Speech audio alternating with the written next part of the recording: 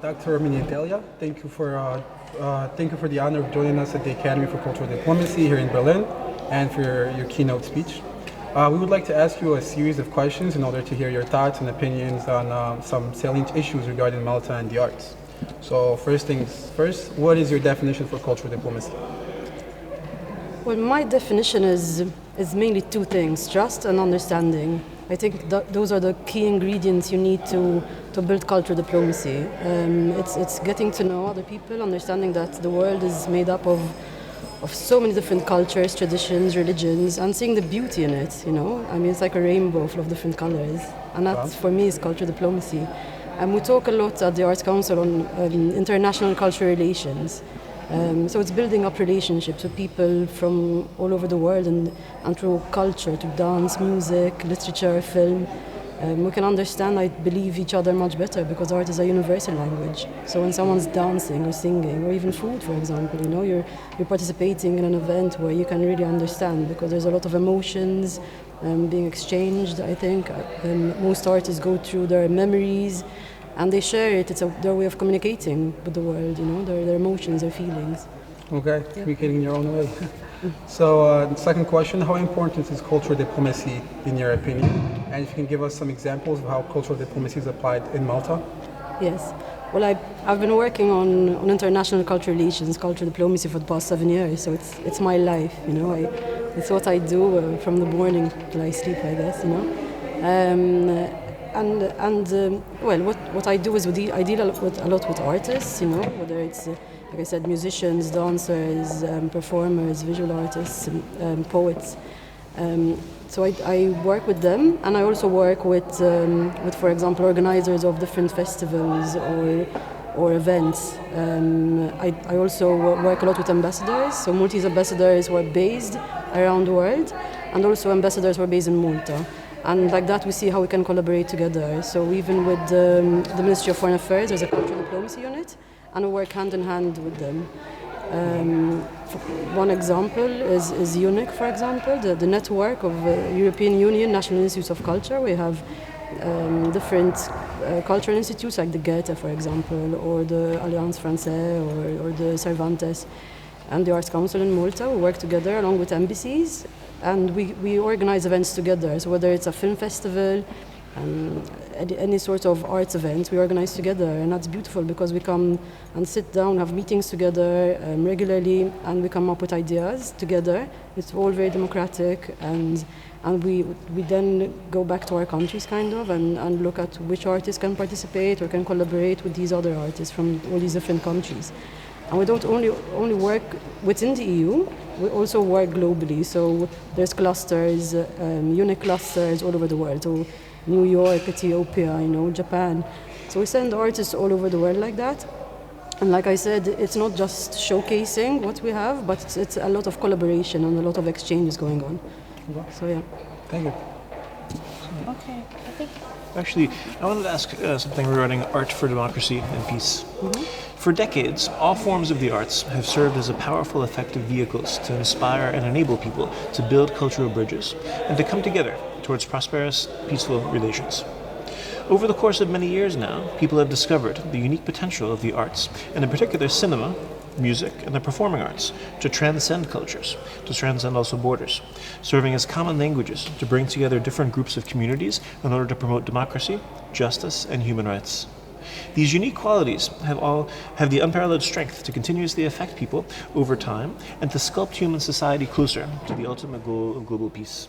So my question is, how can governments use cinema, music, and performing arts to promote democracy, justice, and global peace?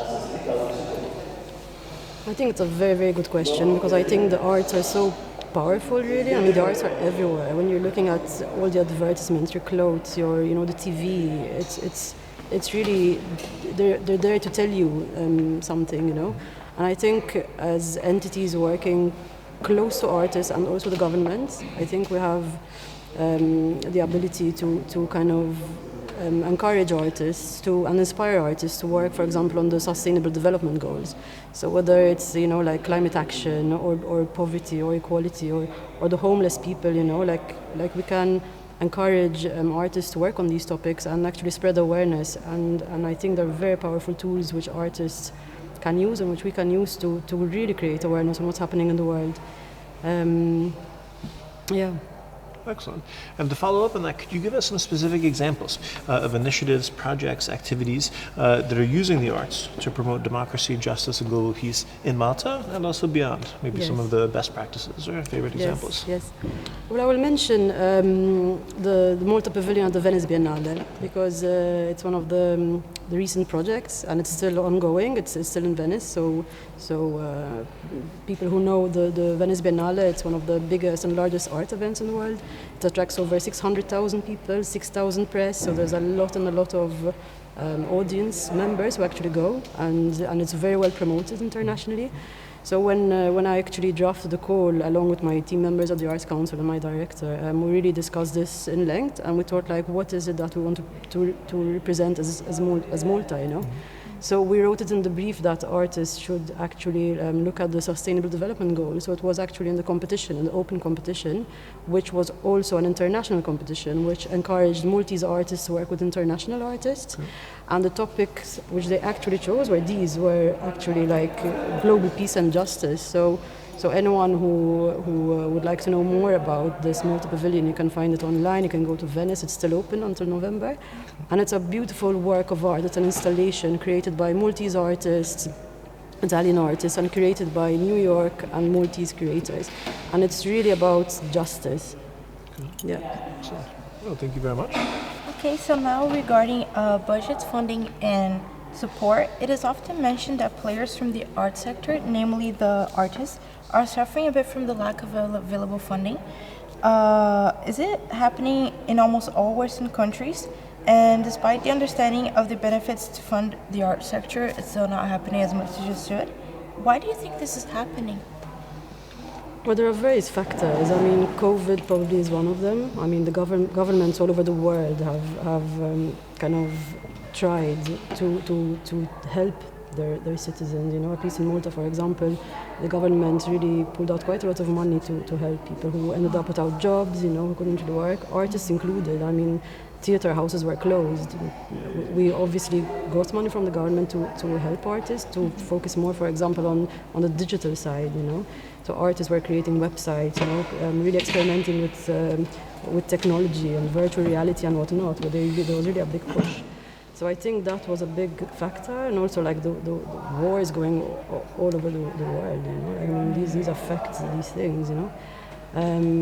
When it comes to Malta, I mean, what we have done as Arts Council, that we really lobbied along with the artists, you know, showing that the arts are so important. Because, for example, during COVID, I mean, if you didn't watch movies or listen to music or played your games, digital games, or read your books, you know, what would you do?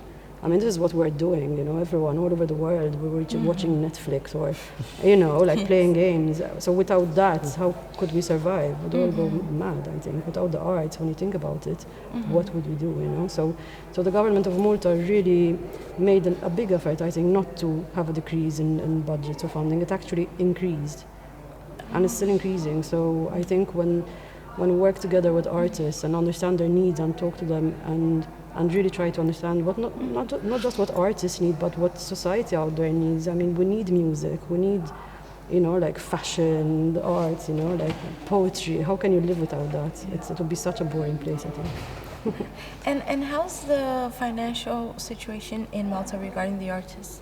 Is the government helping the artists? Yes, as Arts Council, we have a lot of funding programs. Okay. So we help artists to develop their works for audiences in Malta. We have grants programs where we encourage them and support them to take their works abroad internationally, to work collaboratively with international artists.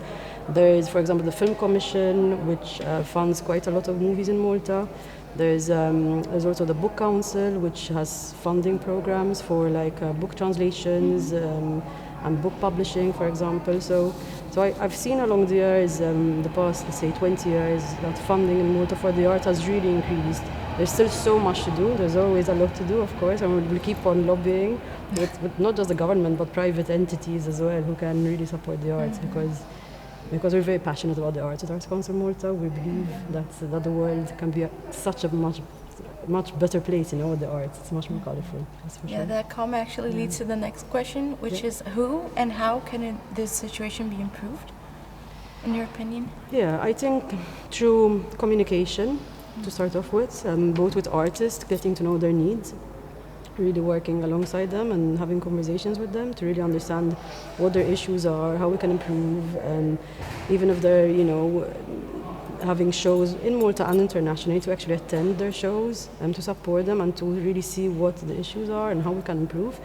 Having conversations even with governments. So most of the times I think things do not happen because there is misunderstandings, So I think the most important thing is communication, is communicating with anyone and everyone, really trying to understand how we can improve and what the issues are, because I believe that's how we can improve, no? And also being open for criticism, also taking other people's opinions, because ultimately every opinion counts, I think. You can always improve by listening to what other people have to say about your work and whatnot, so yeah.